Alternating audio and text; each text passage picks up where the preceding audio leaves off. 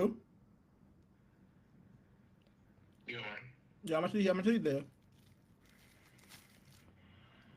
Don't I start. can hear you. I can hear you on the stream. I can hear you eating. I can hear you moving around, but you're not saying anything. I wanted to.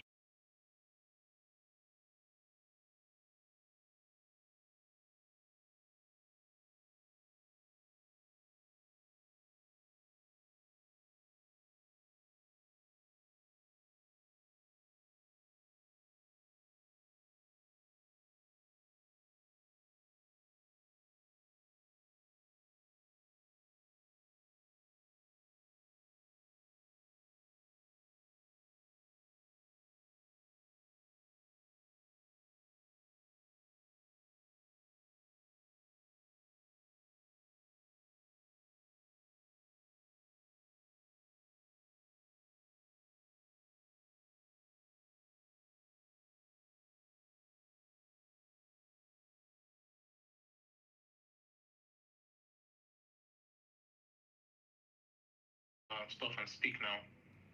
Did you open my audio? Hmm?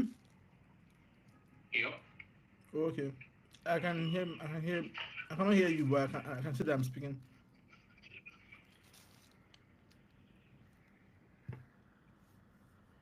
Okay. Something.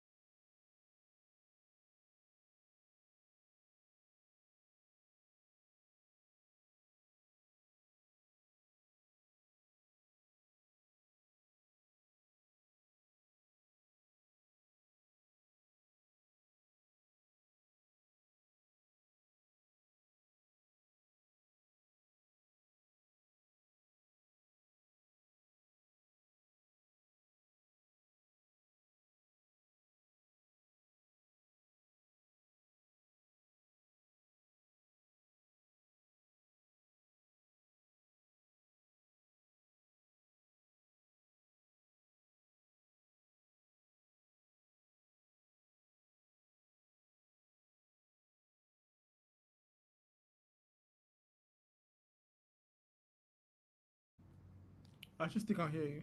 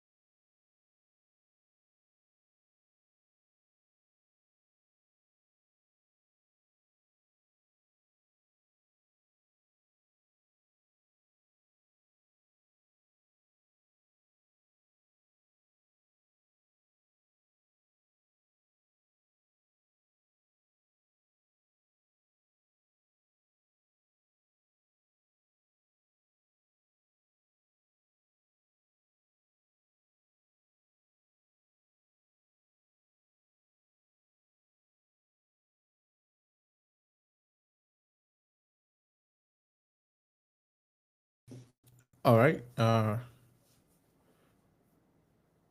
Goodness, are you Yeah, there? I can hear you now. Oh, you can hear me now. Yeah.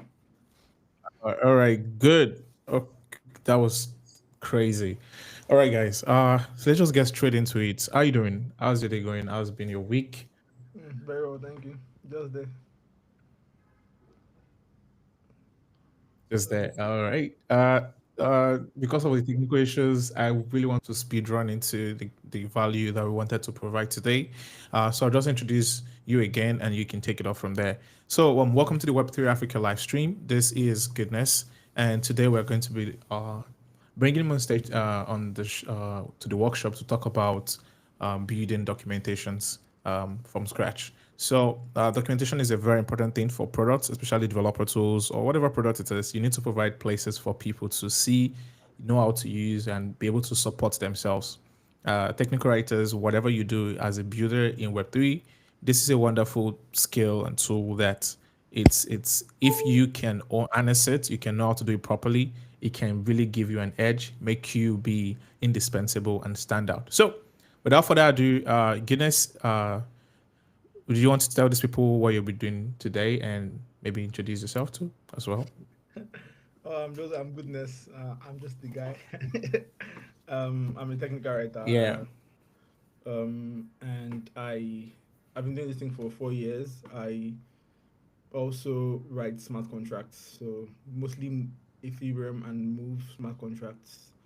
And that's the most Web3 specific stuff I do. And then sometimes I like to read and write about economic models and how you can shape game theories so that you can build better DeFi apps, something like that.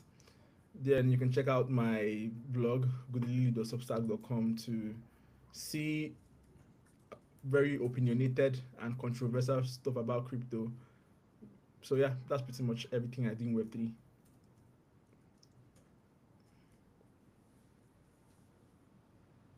That sounds good. I think my first encounter with Good Lily was I don't know if we've released the blog, but there's something where we've been working with content in Web3, and I saw his articles, and I was like, okay, this guy, he knows his stuff, and during the live stream we had like the first part of the year. I think the last live stream last year, we talked about doing more things around builders, and one of those things is let's talk about other things that builders do. Builders are also writers. You in Web3, we consider builders to be whatever you do in Web3 to support the ecosystem, right? And that is why we brought Goodness today. So you've read it from himself. He is a technical writer, and today we're going to be looking at building documentations Web3. Why is documentation important, Goodness? Well, first things first is documentation is actually how you transfer knowledge, basically. Like, I mean, if you build something and you don't document it, how do you expect anybody else to use it? Like, I don't think mind reading technology is out yet. So still then, we're writing documentation.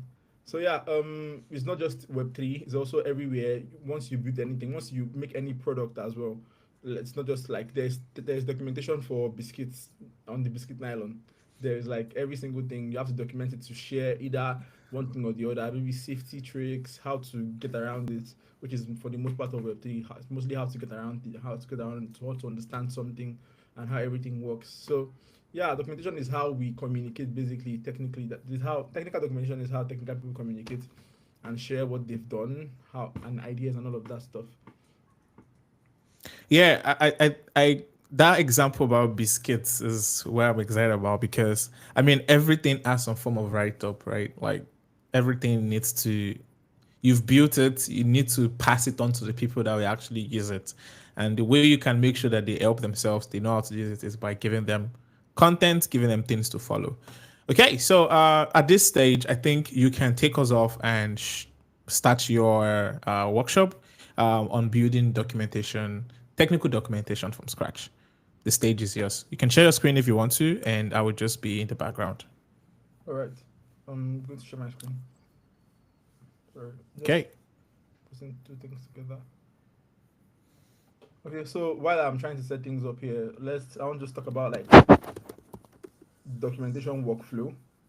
So when you're building technical documentation, the first thing you want to have in mind, or let's just say, I'm going to be talking about industry practices on this stream, but it's like there is way more. But I'm just going to talk about Web3 specific and industry practices that is basically how everybody does stuff, right? And if you're if you're anywhere close to being familiar with documentation or you've read documentation anywhere, you'll notice that, should I say, a significant amount of Web3 docs is on Gitbook, right? And then it is like, this is not from the imaginary bureau of statistics. A lot of Web3 projects prefer to use Gitbook for their documentation because it is way easier to do. In Web3, you have to always update stuff since it's an emerging technology, and then anybody can easily update the Gitbook documentation. Just pop in, pop out, paste, upload it, and everything works, right? So we'll just be going through Gitbook just to show you how it works. But for this stream, we're actually working on technical documentation, and by more technical documentation, I'll say we are going to be diving into writing our own documentation from scratch.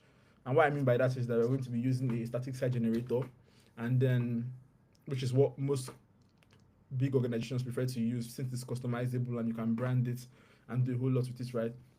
So we're going to be doing that. But first, I also want to like walk you through Gitbook, and then we will now go to IDE, and then we get started with, building our own documentation. And then for this, oh, I'm having some technical issues here. Kuha, are you around? Yes, I am here. I think I'm having It's an not issue. allowing you to share your screen. Yeah. Okay. Can you see my Oh, screen you now? need to. Yes, you should be good now. All right. Yep, I can. All right. So like I was saying, when you have, once we're done with Gitbook, we'll be diving into our IDs to build documentation from scratch. We'll be customizing our own documentation according to the brand guidelines like that we're going to fantasize about. And then once we're done customizing it, I'll show you how to generate the static files. So yeah, this is Gitbook, as you can see on my screen. And Gitbook is like, how do I put it to you? Just think about it like Notion, but for documentation, like documentation specific Notion, where you get to publish your stuff, and it's way easier, right? So this is the Gitbook website. It's one of the most used tools because of the fact that you don't really have to be technical in any way, and you don't really have to understand Markdown to use it. You just have to dive in, right? So I'm going to just go to my I've signed in already. Actually, I use Gitbook. I'm currently using Gitbook for the project, so that's why I'm signed in. But you might have to sign in, and let's create a new documentation. And so, right, so we're going to create a new doc site, and let us call this Web3 Africa. And although, yeah, let's call it Web3 Africa. Let's do no content so we can start afresh. As you can see here, this is what we are currently having. So like, there's no content. But if I click on this, then we'll have some content by this side. We'll have some content by this side. I think I'm leaning into starting with some sample content, particularly because I mean, if I'm trying to teach you something, then it's best for you to start from something you relate with, right? So let's click on next step. And then we can also publish this now or publish it later. It's not a big deal with publishing on Gitbook. So I'm just going to like publish now so that you can have the link. And maybe if you want to track how the changes are getting made in real time, you can also do that. So as you can see here, this is the link to this documentation that we just created. And you can see stuff about the documentation. There are 0-page views as usual because I mean, we just created it, right? And then audience is public. You can manage the site here. So just customize some stuff, unpublish it or publish it. And as you can see, if you're any familiar with GitHub, you will notice that it looks a whole lot like GitHub settings. So yeah, you can also personalize the URL, set up a new domain. I'm not doing this right now because I mean I don't have any reason to. So you can always set up a new domain though, and then just do other site settings. So your audience stuff, domains that redirect, features, and all of that stuff. So add AI search, but you have to pay $95 a month. So yeah, let's just go back to the Web3 Africa doc site. I think I've passed it. Okay, so I'm just going to go back there. Okay, so this is Web3 Africa doc site, and I'm going to open it. So you can see that I am now in that page that I created. And just get to edit it, right? So just let's just say I'm going to click on edit here, and I've created a new change request. Think about it like a pull request, but in this case, it is pre-pull request. So let's just talk about it like that. So like it is not like you're making any changes right now. You can merge it later, right? So yeah, let's just say introduction to Web3 Africa. And there's nothing really fancy about Gitbook or that I really want to learn here. I'm just trying to show you how to set it up. And then if you've seen Gitbook docs, you see that some people always add some like widgets and all of that stuff.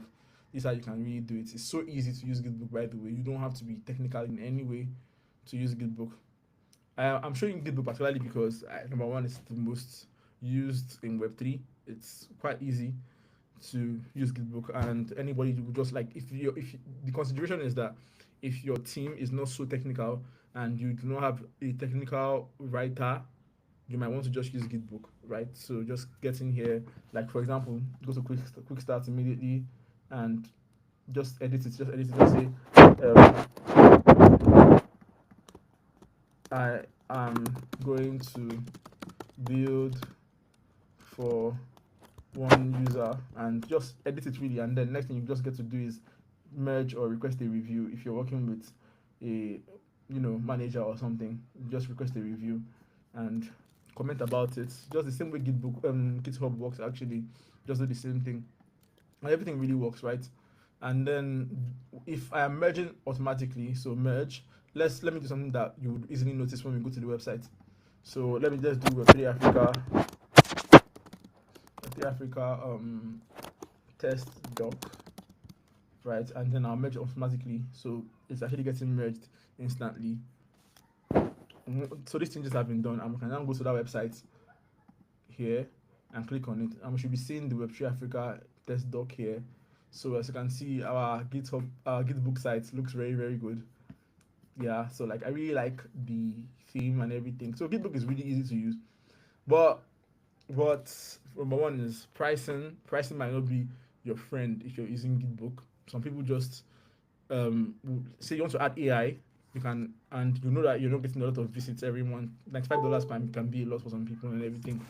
But yeah, you can also customize Gitbook to your theme, although that is a whole lot. Like, but the only thing that I think makes me not want to use Gitbook when I'm building personal documentation or documentation for where I work or a client or something like that is because it just looks so same, and I just like prefer to use a static site generator so I can customize stuff and make things look good. So yeah, you can also search, and Gitbook is really good at search as well. Let's do search for the Web3 Africa, and then we have it. So yeah, same thing with every documentation tool. And an example of product that uses this Gitbook is Aftermath Finance. If you are not aware of Aftermath Finance, they are a exchange on Sui. So yeah, they use Gitbook, and I think their docs is really decent. So yeah, you can really like check out the docs. But pretty much that's our Gitbook. Now let's go to the technical part. If you are using Gitbook, there's some considerations you have to have. You cannot style it. All you're going to have is that same UI. So by that same UI, I mean that you're going to always have this. There's no work around it. You're always going to have the same structure. This is going to be here at all times, and sometimes you might not really want that on some. And you can also see like some fancy documentation that you might want to achieve, but you just can't do it because you're using Gitbook. And that leads us to static site generators. So I'm just going to close that, and I'm going to Google static site generator so that I can make you understand what it really is. Generator. So what a static site generator, or SSG, is so basically you input text files, and then that static site generator generates the documentation out of it. So it generates static files from your text files, and then so for example, the file you're putting in can be TXT, it could be Markdown, it could be anything, and then this static site generator allows you to test them in real time and then make them a static page so you can like host it or you can share it and then do a whole lot of things with it. Yeah, you can see you can enter Markdown, restructured text, ASCII docs or JSON, and then they'll give you a static web page with HTML, CSS, JavaScript, and everything you really need to succeed. So there are many static site generators, by the way, a lot of them actually. I'm trying to see if there's any. Yeah, so a lot of them actually. Let me highlight some really cool ones. One of the coolest ones is Mintify. And I'm not going to go to the Mintify website. I'm going to show you a documentation with Mintify instead.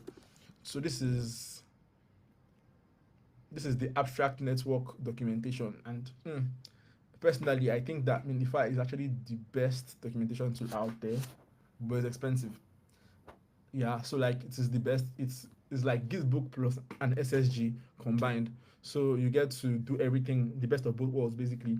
You get to write code or write markdown files or anything just to interact with your docs. You get to do doc ops. You get to add your treat your docs as code basically, and in the same way you also get that Gitbook feel, right? And you can customize it any way you want to. You can write custom CSS and basically do everything. And then what Minify helps you do is manage it. And actually a very mad tool. Like it is, I'll say personally, of all the tools I've seen for documentation, Minify is the best, and that's why you see projects like Abstract, Claude, they all use Minify because it's really really good. Like it's the best for customizing documentation and managing it. So that's what is also in use here. As you can see, they are able to customize it to their own style, and it's a whole lot different from what you see on Abstract, right? So yeah, that is what you know Minify provides you. It's the best.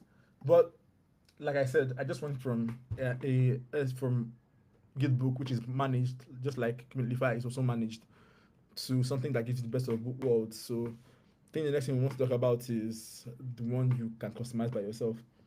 And the most popular in this case is going to be Docusaurus. So Docusaurus is by Meta, and you get to build static sites and focus on content, which is what documentation is about. And the reason why I'll say you do that, like you're trying to focus on content and not the website itself, and which is also the reason why nobody is trying to bring sand to the beach by creating an entire new documentation engine just so they can host their site, is because there's also the part where you also get an industry edge. If you're hiring, you're in this case, unlike hiring a dev for a role, say a backend engineer, if you're a technical writer and you get onboarded to a company, you can start working immediately. So because like I mean, if you're a technical writer, you definitely already know how to use the service. You already know how to use Vox and the rest. So yeah, pretty much this is Docusaurus by Meta, and this site you're seeing right here is built with Docusaurus as well. Everything you're seeing here is built with Docusaurus. And if I go to another Docusaurus website, which I'm going to go to right now, so docs.osmosis.zone, you would see that it's a whole lot different, right? And that is the strength of Docusaurus. Basically, think and execute as anyhow you want to, and it just comes out really nice. Anyhow you want to, but you might have to be a little bit more technical here. So you have to like have some basic, even if it's basic at least, front end knowledge. Yeah, back end knowledge. There's no need for back end knowledge. Most of the time, you're actually not integrating anything too fancy. And sometimes you might actually see that some people have this AI here, and you be like, how did you date that? It's actually like an extension, so a plugin more so. Like this Kappa AI is a plugin. There's a whole lot of them. And yeah, so that's what Docusaurus affords you. Docusaurus affords you to do anything you want to do. It's open source, it is free. You have, I would say that it's actually the most popular static site generator for documentation. It may not be the most popular in terms of like everything. There's also Jekyll, which I think a lot of people still use often, but Docusaurus is like, hey, I'm building a Web3 product. First thing that comes to your mind is Docusaurus because it just like has this household name to it, right? So the second one I would love to highlight is Vox. Um, I just really like this one, and whenever I want to build a documentation site, I want to use Vox. Why? It just you get a lot of functionality that you would normally need, not need, and just really really beautiful stuff off the bat. Like off the bat, you don't have to worry about anything. Just get into the documentation, write your code, and everything just looks really, really good. You can also do every single thing you do with Docucyrus with Vox, but Vox is like basically there's some features that everybody would want to use. For example, that would be steps, right? Let me show you an example here. Let me look for a step example. Yeah, so this is a step. Step one, step two. So let's say you're documenting a procedure. If you want to do this with Doxyrus, it's not provided actually. You have to like do it by yourself. You have to write the custom CSS or React to do it by yourself. But Vox allows you to do these things, and I think Vox was built with developers and technical writers in mind. Like this is what I would normally want to do. Of course, a lot of times when you're documenting a technical project, you're including procedures. So first thing, connect your wallet. Then next thing, do something, right? So this is something that Docuservice comes with right off the bat, but Vox provides it for you, and a whole lot of other features that Vox provides for you off the bat, right? You have light and dark mode as well. Every single thing you really need, and Vox looks really good. Like it is one of the best looking static site generators that are out in the market. So that being said, I will be using Vox to generate documentation today, and we're going to start from the beginning, get Vox installed, and I'm going to show you how you can just do a little bit of customization, how you're going to populate content, and then how you're going to generate static files. And once we're done generating static files, I'm going to just basically a little bit walk you through how you can now take this documentation you have built and you will host it, right? Before we go into that, let me show you the most recent site I built with Vox. The most recent thing I built with Vox. So that will be this. I hosted it on Vercel, and you can see, you can do these things where you have a call out at the top, and the person can like, let's say you have a new announcement or something, and you want to share with your users, your consumers, just easily like add an announcement, and it's so easy to add. Like that's another thing that I really like about Vox. Everything is so intuitive and easy to do, right? As you can see here, this website looks a whole lot different from the normal Vox website. But let's go to Vox.dev. So it looks, as you can see here, it looks a whole lot different from the normal Vox websites because I have styled this according to what that project that I'm working on is about. So back to this. You can see how it looks really good. Like everybody that I showed this documentation was always like, wow, what did you use? And I'm like, it's Vox. So it's Vox because it looks very well. As you can see, also light mode as well. You get to customize light mode, dark mode, do anything you think of is provided to you right off the bat with Vox.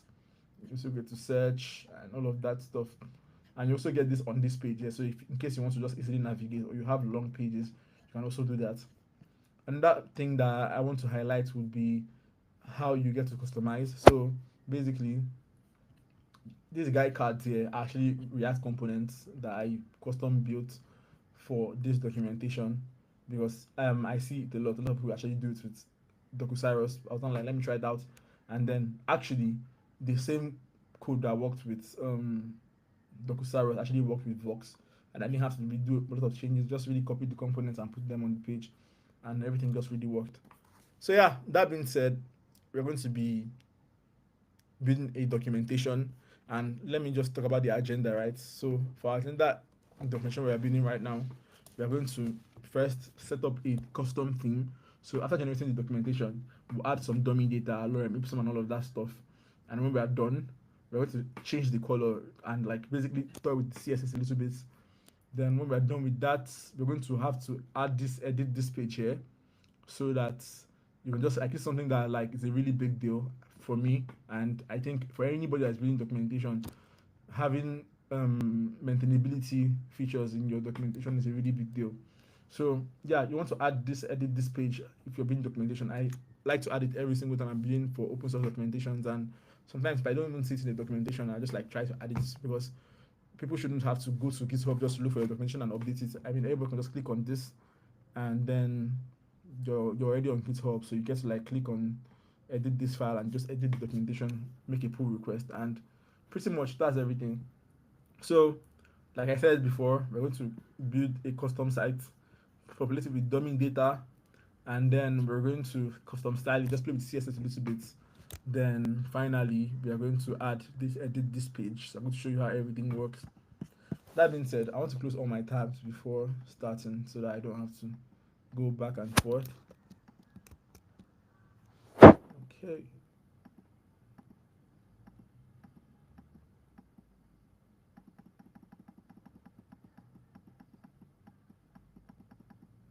Yeah, sorry.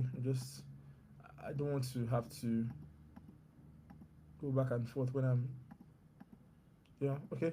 So that being said, first thing you want to do is go to vox.dev. Vox.dev is the Vox documentation site. You can see here it is a minimal documentation framework powered by React and Vite. And you can see the sponsors here, some big names in Web3. Paradigm, one of the biggest VCs and builders as well. So like they are multi-faced. See Stripe, right? ZK Sync, Brave, a lot of big names in Web3 sponsored this project, and the builders are actually VM. So they build custom TypeScript tooling for Ethereum. And now, first thing we want to do, right, is get started. I have Node installed already, and I use npm. So I'm going to just copy this npm init vox. So let me quickly head on to an IDE. Oh, I have to just quickly push this close to arc. Yeah, that works now. So now, as you can see here, I just want to create a new project, right? So I'm in the directory that I want to create the project in. I just press this npm init vox, and when I enter, I get asked the name of my project. So let's just do Web3 Africa docs, and now you get the custom instructions that you should follow to build these docs. So the first thing we want to do is, of course, get into the directory. So just going to copy that and then npm install to install all the dependencies.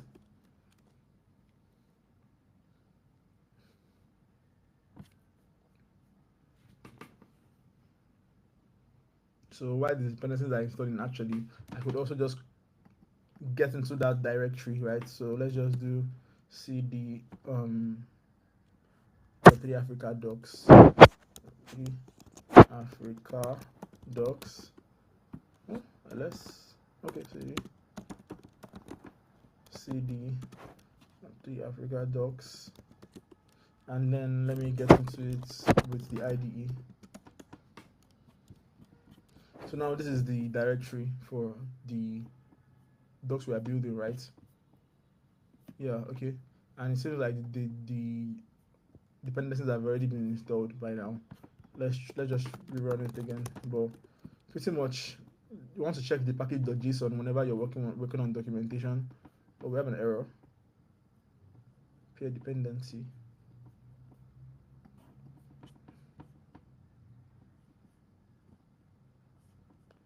Oh, npm has issues. I've not seen this one before.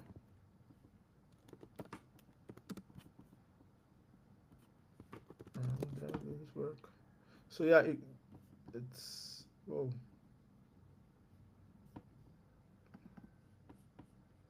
So there's a problem with this installation, by the way.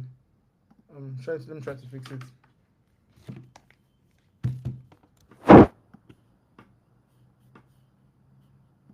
Most of the errors you get, by the way, is actually like an error that someone has faced before. So you can easily just Google it or ask AI about it and then fix it. That's the edge with static site generators. Almost everybody is using it to build sites, portfolios, and all of that. So you don't have to really worry about much.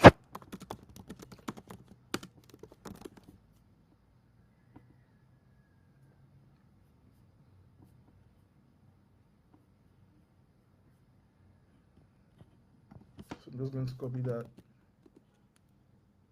Hopefully this works so we can dive into documentation.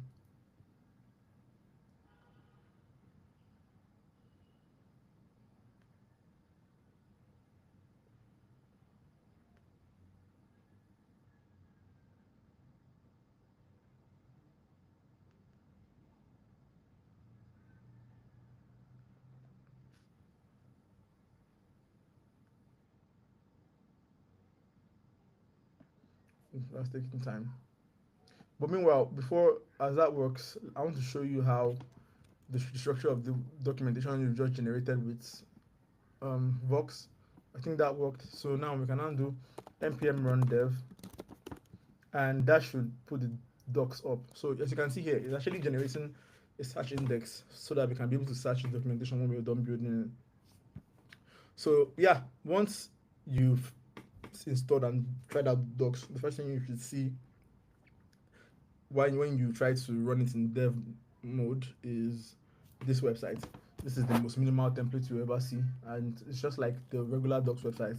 Click on get started, you see started an example, just normal stuff you normally see everywhere, right? And next thing you want to now do is start populating with content. But before that, there's one file you have to know about. It is the config file. So basically, every statistics generator that I've personally worked with, and I'm talking Hugo, Zola, Docusaurus, Vox, and a whole lot of other ones, would usually have this config file. And what this config file helps you do is customize your documentation easily and fast, and just do settings. Basically, let's just call it a settings file, but it's actually a configuration file. In Vox case, it's named vox.config.ts, and you can see it is so bare. There's nothing here basically. And okay, so basically, if you want to customize this, you have to go to documentation. Of course, I would always refer to documentation, and then read about how to customize your website, right? So basically, you're going to be entering stuff here, and that's how you're going to be populating your documentation. So first, let me show you how to add a new page first, and then we can now go into customization. So add a new page, you usually just copy this. I mean, nobody wants to type it out, right?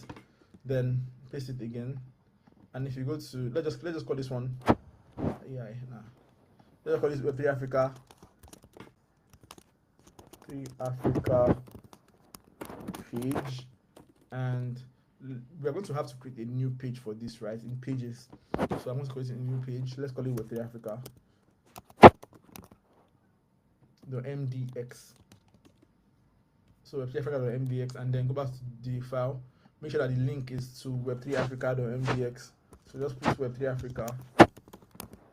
And yeah, you don't have to add the extension with Vox. It automatically infers. So yeah, when we get to the website, we should be seeing that already. So you can see here Web3 Africa page, and it's empty. So yeah, you can just populate it with data. Let's just really write some markdown. So where's your Web3 Africa? Okay, so Web3 Africa introduction, and let's now do documentation. Just basically write any markdown that you would normally write. So if you want to write code, you just do this HTML, and then regular markdown basically, and then write the code you want to write. Let's write go, and let's do package main. And now here's something cool about Vox or SSGs. As I wrote this Go code right here, let me just do yeah. So main. What am I doing? Okay. You can now also write anything here. So basically, this is Go code, and then when the website refreshes, something is going on here. Oh yeah, I wrote it in the wrong file, I think. Okay, so pretty much you're seeing the Go code here, and you can basically copy it and all of that stuff. I think it's something that I'm not paying attention to, so let me just quickly fix that. This is getting started page, and it's showing what should be on Web3 Africa page, and then that means something's wrong here.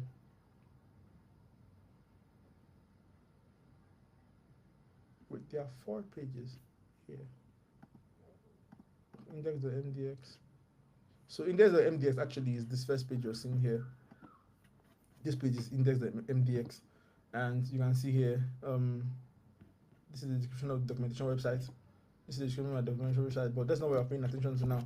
I want to figure out why this is not displayed on the right page. Getting started should be on the getting started file, but I am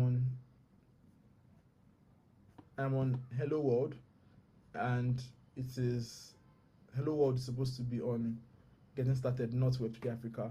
And yeah, so I don't know. Let me just close the server and we open it and see if that solves the issue. So once again, you can always do your npm run dev, and once it builds the search index, which is non-existent at the moment, you can open it up again. Hopefully this solves itself. So this is getting started and it's linking to, I think it's something to do with this vox.config. So let's look at it.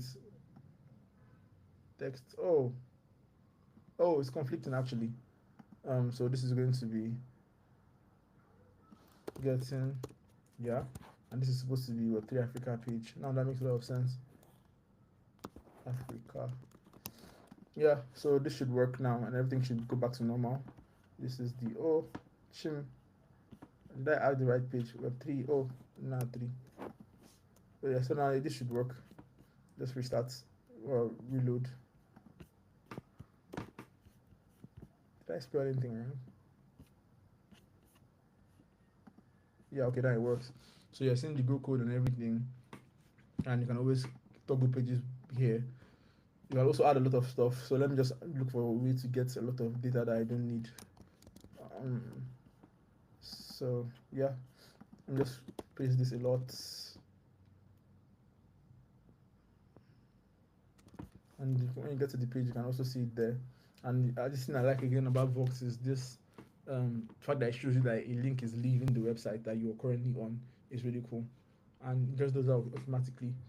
So yeah, that's one thing to pay attention to. You can also do quotes and call outs. Let's do a call out. So let's do tip. Do not write in passive voice. And yeah, you have to close it with any tip, and then when you get back there, you just see a tip. Pretty much that's everything. You can also add like the tips can also have markdown syntax in them. So if I'm remembering correctly, to add a link to markdown, I think it's this, and then we're gonna do http github.com/writes, and now you can see here that it's now a link, and it shows you that the link is actually leaving your website. So we've done that. Another file that you need to pay attention to when you're working with a SSG is the CSS file. And this CSS file, it's a very important file as well. You have to look for, and once you found it, you have to edit it and get anything you want to, like do a customization and all of that. So yeah, let's go back to the Vox documentation again, and you can see the project structure here. The same thing I just showed you, how to create a new page. Now here's another thing that I think you want to know. In these pages, you can also add like a folder, a directory, and then let's just do business, right? And then you can also add more files. So it's like a very, very, very good way to modularize your documentation. In the business directory, you can add not the folder. Let me just cd into this. Opening to find out. Don't find out. What I mean, opening terminal. And what I want to do now is create a lot of files, right? Sort of MDX files. So it is touch a.mdx. Let's copy this.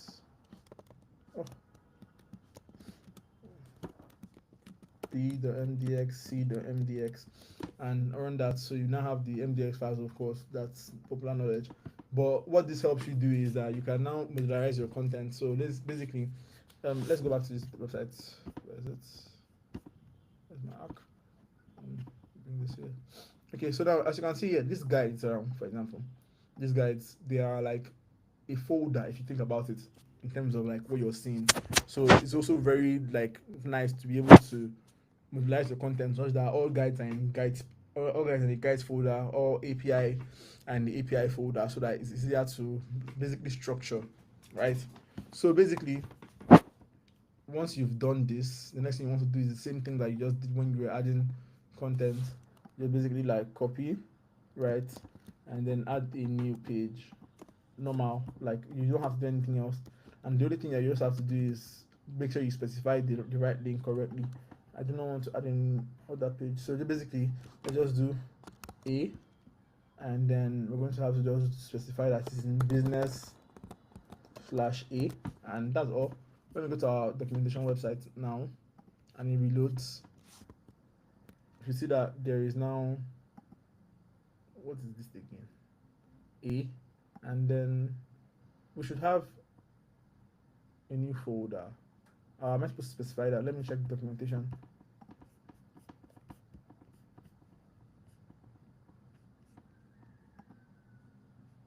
That would be okay. So project structure,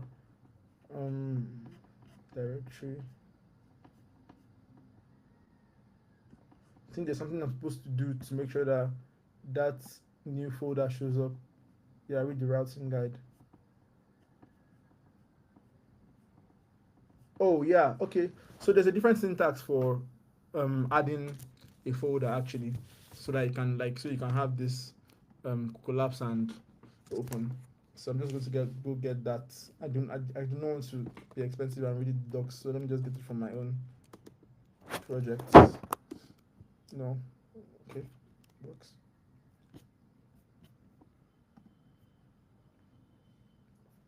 So as you can see here, you can always go to someone's documentation built with the same SSG to just like look at the configurations and how they structured stuff.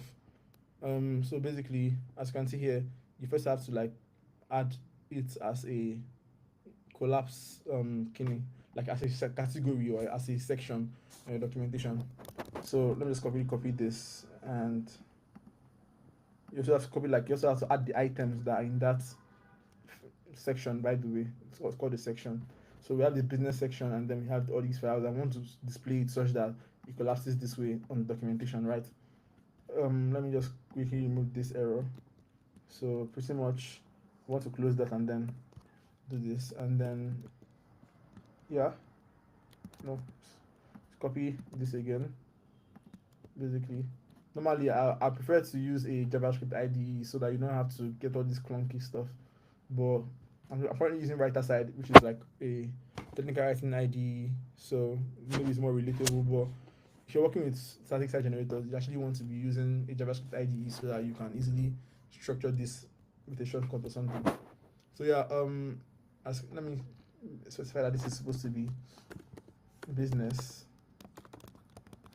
Collapse is true. It could be false. If it's false, you don't get to have this feature, right? So let's just do text A, and then do A again. We have to specify that it's in business as well. So back to our documentation websites. Should be seeing business right now. Oh, whatever again.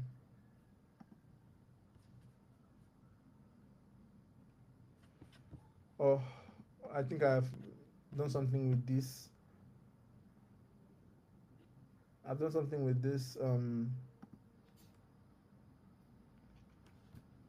documentation. Like there is a syntax error here, and I'm getting the urge to use what do you call it, a JavaScript IDE, so that it's way easier. Maybe I really just should, but yeah, this is how everything works actually.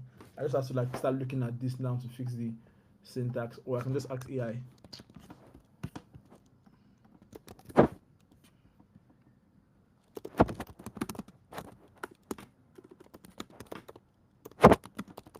But yeah, next time you want to use an IDE that actually allows you to structure everything so that you don't have to look at this.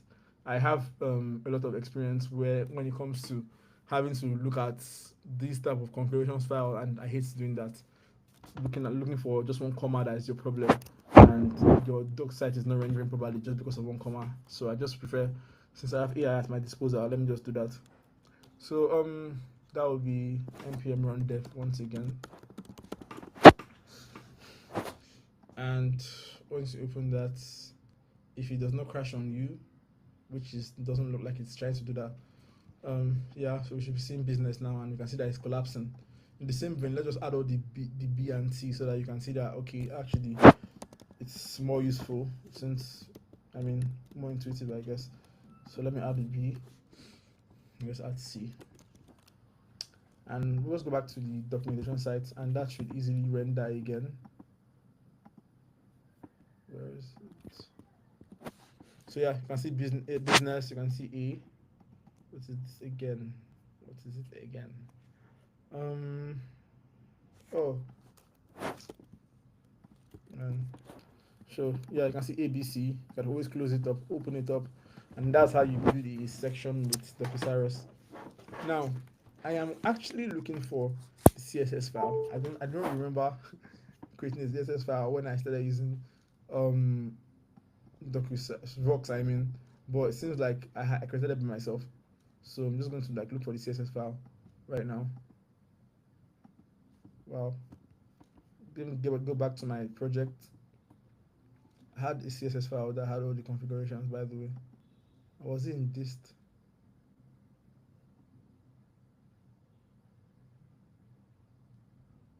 Or public.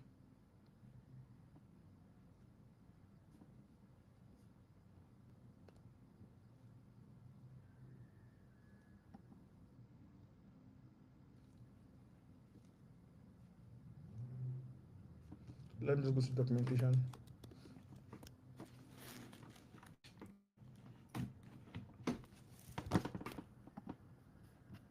Yeah, CSS and styling. So basically, actually, there's a file there's a CSS actually that is running this our test website, and you would want to edit it, but it's been a while. Like normally, when I'm trying to work with documentation, I prefer to not start from scratch. I clone the documentation, then I start working with it, and then just want to do something custom style, not working from bare, because it saves me a lot of time. So that's why I do not really remember the CSS stuff. So I've never had to repeat and repeat over again. But it's looking like you have to create a styles.css, right? So styles.css in your docs folder. Let's go back to our IDE. So this is going to be cd docs, and then create style.css with touch style.css. Good. So now you can change some stuff. You can change the background color and the H1s to be red, something like that. You just open it and paste that, and you can always read the reference, right? You can always read the reference. You can also work with Tailwind CSS, by the way. Read the reference, and then there's a whole lot of styling you can do to your website actually. So yeah, I'm trying to think about where. Yeah, okay, yeah, it is in the API side. You get to see a lot of configurations you get to do with your Vox side, by the way. So try to get something that would be different. Yeah, so you can see basically everything you can do. But I think there was a CSS reference for you to change your website.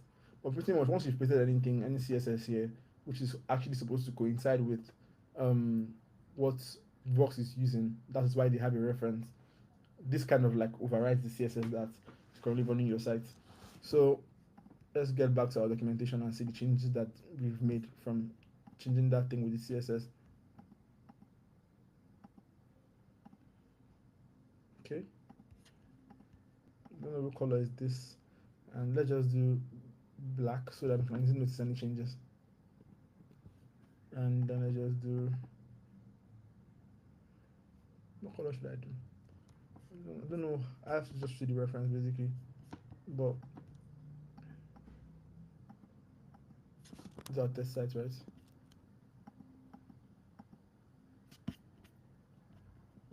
Not the CSS right now. Just hold on. Let me check something. Okay.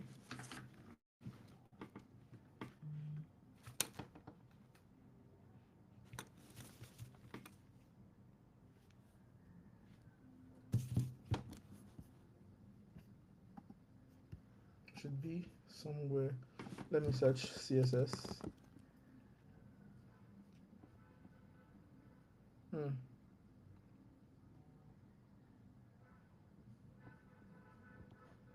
Custom CSS and styles.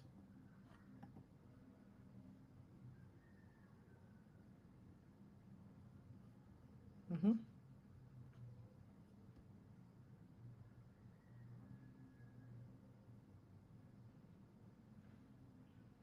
I think what I want to do right now is easily just get to Webstone and check the documentation I was working on. So let me look for the CSS file. I'm trying to be fast here. Definitely not that. Public. This is it. This is it. Now this is custom CSS by the way. It's nothing. This is for a React component. I think there should be. Oh, yeah. I think I used to style mine. I should style mine when I have built the site. So maybe I should just walk through that first. Um, so that would be open the package.json to see the commands you have. In this case, I'm using build to build the site. So let's go back to web to writer side, and I'm going to do npm run. Then copy that. Npm run build, and what this will do is build the site and give you static files. So you get HTML and CSS in this folder. And what I used to do was look for the CSS file here and basically edit it by myself. So I think it's docvox, something around somewhere here. I don't try to look for it. I think this is no, that's not it. CSS file is ghosting me. There should be a CSS somewhere, I guess. Let's Koa. Koa. I'm not even live.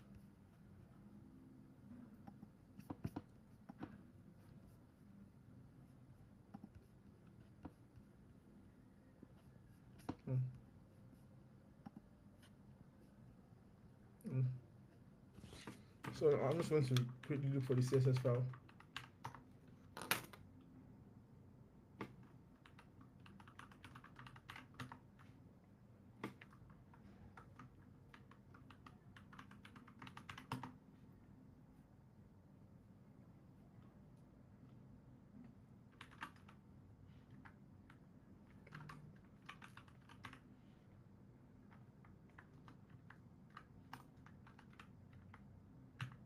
github.com/.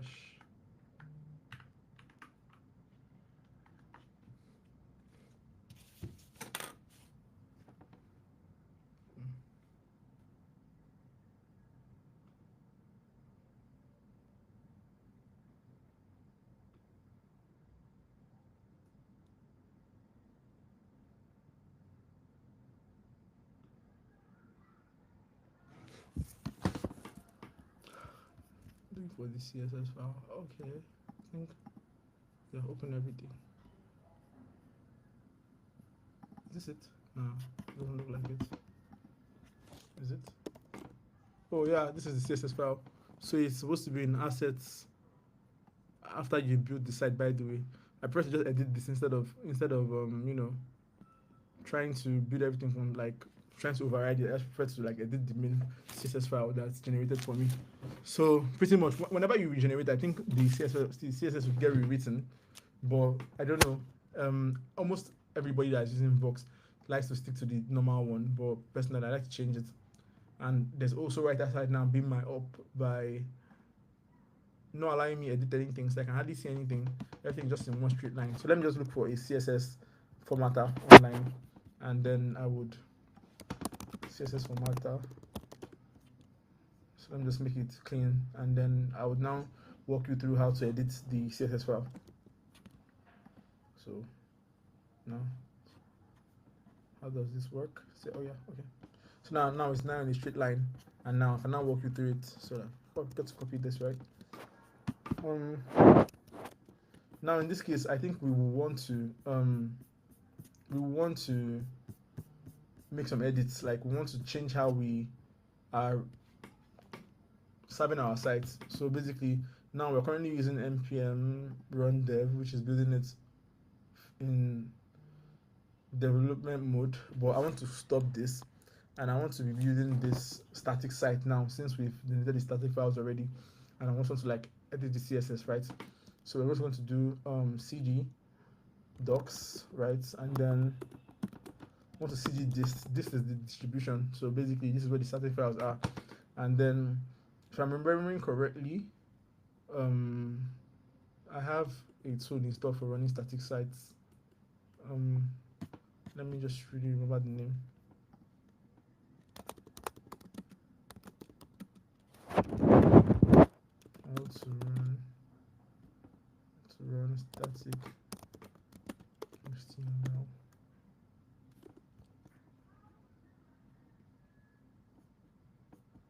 Forgotten what I use. I think it's localhost. Nah.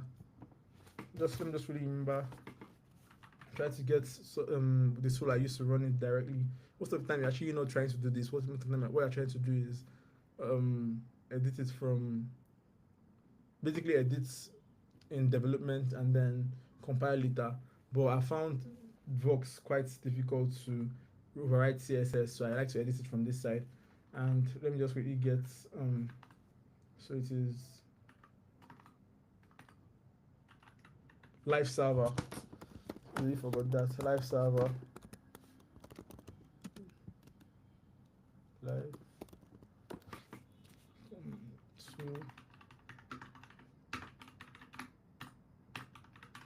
Live server. JavaScript.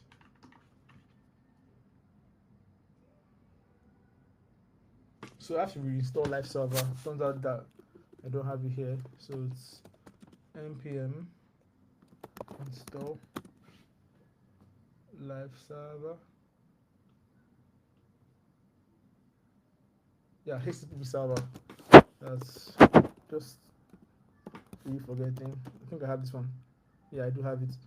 So yeah, I think it's running now, and it should be serving this same documentation. Yeah, so basically serving the documentation, but in this case, it's serving it with the static files, not in development mode.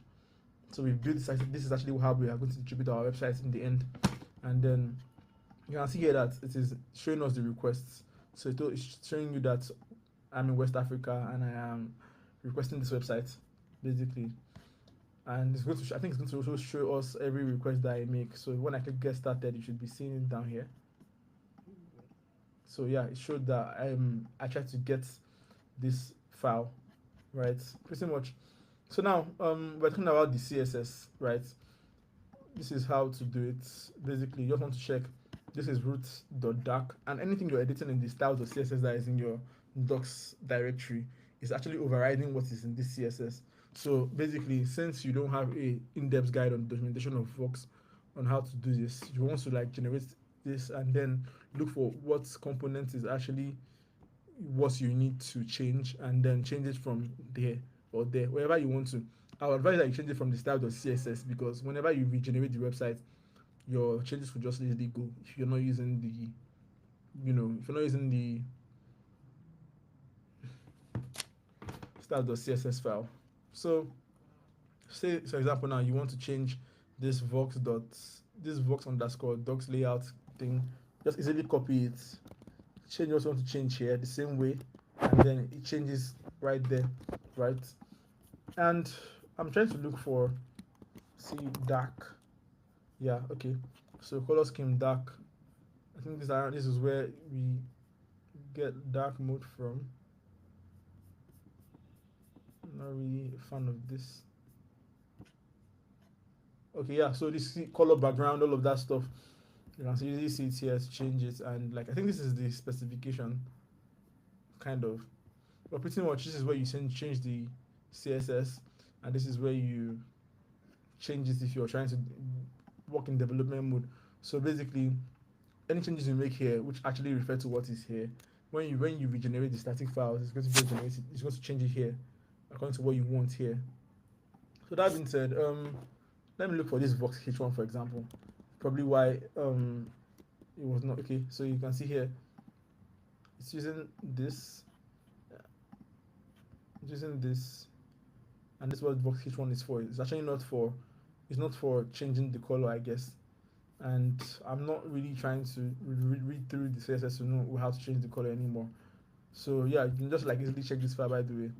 Another thing we want to do is add edit this page to the documentation, right?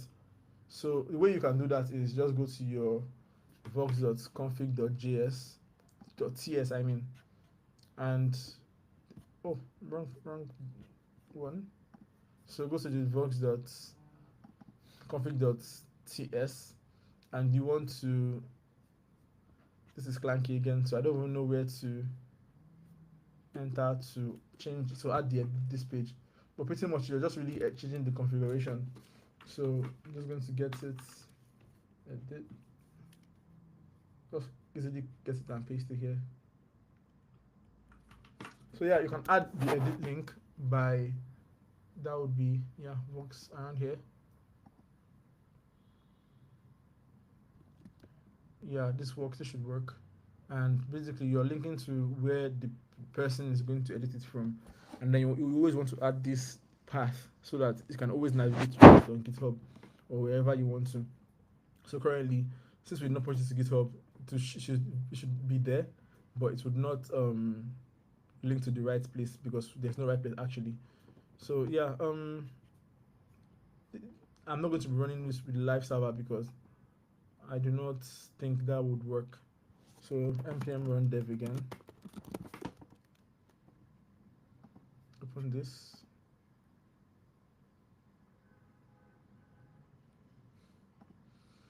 And we should be seeing edit this page here. So it works. Edit this page, and that's how you add maintainability to your stuff. And once you click on it, if you did it right, you should go to GitHub. But unfortunately, since that this page does not exist on GitHub, you're having a 404 error. But you can see that it works on the other side. So yeah, I think we're done with our agenda. Pretty much everything that we're supposed to do, apart from the fact that the CSS was just too long for me to read. And yeah, pretty much. So that's how you build site with Vox. What else you want to know about building technical documentation will be um, writing good technical documentation. So one of the things you want to do is make sure that you're not assuming that the user knows anything. You want to take them from start to finish. You want to make sure that when they start reading documentation, I mean, they are not trying to have to assume or leave the site just to go and learn about something. So basically, if you have any prerequisites, you want to add that. And yeah, I think that's pretty much everything. You can also learn, like a very good resource to learn how to write technical documentation will be um, Open Documentation Academy. Let me quickly visit it. So yeah, we have this Open Documentation Academy by Canonical, the builders of Ubuntu, and it is like a academy plus an open source should I say cabal or what? But basically, what you get to do here is learn how to build documentation. So you can actually just join the academy, and I'm already a member, so I'm not going to be doing that. But pretty much read about the academy, join the calls, and you get to learn how to build more or better technical documentation in terms of content. So that's pretty much everything you need to know about building documentation. Just going to text Koha.